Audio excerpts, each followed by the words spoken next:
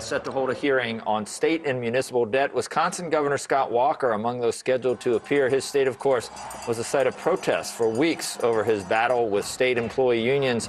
Here now with a preview, Representative Darrell Issa, chairman of the Oversight Committee, and that was a that was a strange thing to watch, I guess, Congressman, wasn't it? And I guess just to play devil's advocate for a moment, okay. Most people say that a lot of the state workers there had agreed to what was necessary to help the budget, and then that was just nasty beyond that to try to actually sort of cut the legs out from bargaining rights.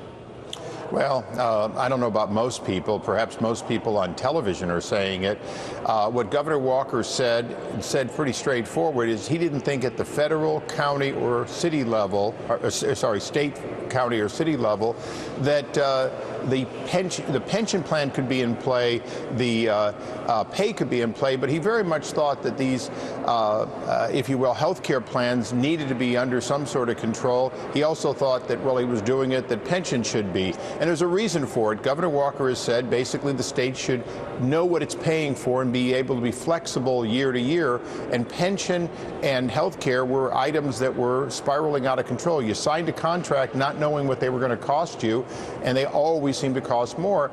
There's no question. We think that that's part of the discussion that our committee, which has intergovernment relations, should have. But we are having Governor Shumlin, who believes that collective bargaining is a human right and has said so. So we're going to put a liberal Democrat and what many would say is a conservative Republican up and talk about the future of state debt and solvency. I mean, Wisconsin, that was sort of ground zero for all of this, the first state really for public unions and everything. I mean, Mitch Daniels didn't have nearly the problems with trying to rein things in. It was quiet. I don't even remember it happening when it happened in Indiana. So I guess when you have more clout and more government employees, if you can do it in Wisconsin, then you can do it anywhere. Well, I think when Mitch Daniels did it, he was unpopular with both Democrats and Republicans, and it took years for many of the things he did, not just the employee unions, to come to pass. But one thing I think that your listeners and watchers should understand is the federal workforce, whether it's civilians working for the Department of Defense or postal workers, none of them have direct collective bargaining rights relative to their pension and their health care. That we have a standardized federal system. It's slightly different for the post office, but it's still uniform within those two major groups of workers.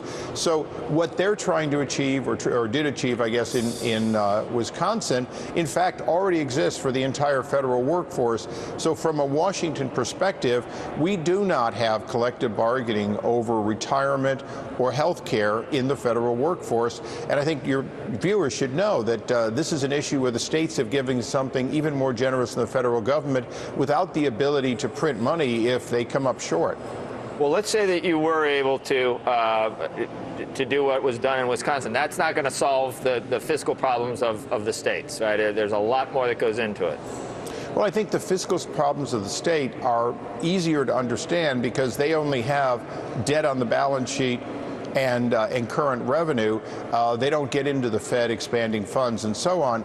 But very much like the pigs, Portugal, Ireland, Greece, and Spain, you can, in fact, as a state in our union, you can bring down the confidence in a greater organization. The European Union's problem was the so-called pigs insolvency, particularly Greece. We can't afford a Wisconsin. We certainly can't afford a California insolvency because there's no basis in the Constitution for us to bail them out, nor is there a bankruptcy system for the states. So we've got to make sure they're fiscally responsible. That's part of what our hearing is today. Congressman, is this a state-by-state issue when you look at the solutions, or is it state-by-state plus the federal government providing air cover for solutions? You're exactly right. it is a question of, is it state by state, or does the federal government represent a backstop? And remember, these states, the vast majority of them, are not in Social Security. They have separate retirement plans, meaning their higher than average workers get a benefit by not paying into Social Security. That's a benefit that runs to the detriment of all of us who are in Social Security, and contrary to popular opinion, members of Congress are in Social Security. So one of the things we have to look at is, look, you've got a deal because your workers get a better deal by being out of Social Security than in Social Security. Social Security takes the short end of that stick.